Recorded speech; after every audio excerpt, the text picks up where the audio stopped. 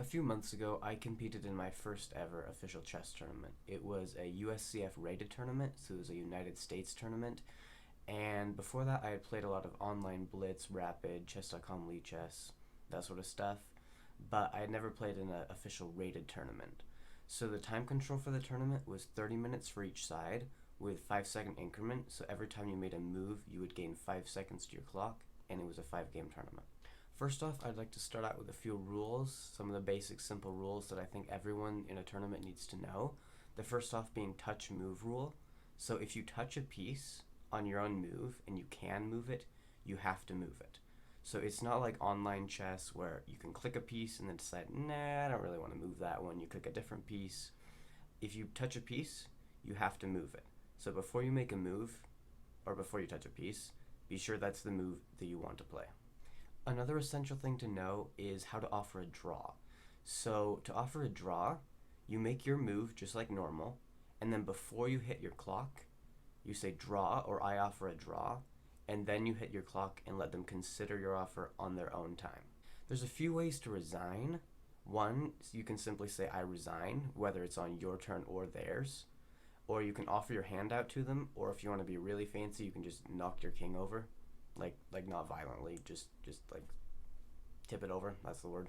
So the way a lot of chess tournaments are organized are with an open and an under 1200 or an under 1400 and unrated.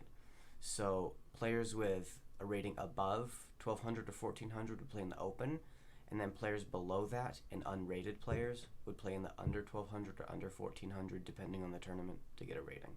So my tournament had an under 1200, an unrated, and an open. So when I walked into my tournament, it was a mid-sized tournament, about 60 players. There was about 40 players in the open, and I think about 20 in the under 1200.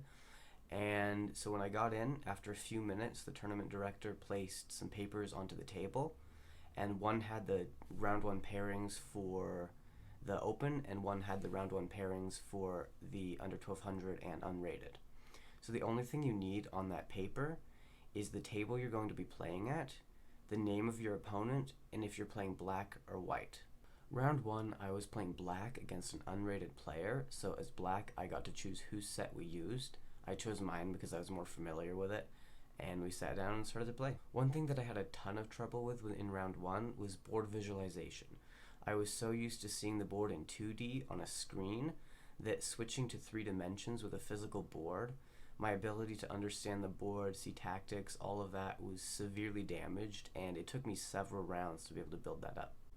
So before playing in your first tournament, if you're like me and was playing solely online chess, I would recommend spending at least 3 or 4 hours at some point just playing on a physical board, getting used to how the pieces work and how you see them in a real board. Another thing that I had a major issue with in the tournament was time management. I was so nervous of making a mistake that I would spend minutes in positions that I knew completely well. For example, the Roy Lopez opening, which I play quite often. It's actually the one on the board right now, on the left. So I would spend minutes at a time in a position that I knew completely, because in my mind, I was going to make some massive mistake, even though I wasn't. And so out of the opening, 10 moves in, I had maybe 17 minutes left out of 30, and that just does not give you enough time to play the game.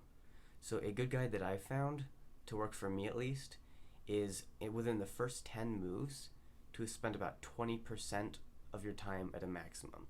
So for my 30 minutes, let's do the math, that would mean I should have 24 minutes, not 17 or 18.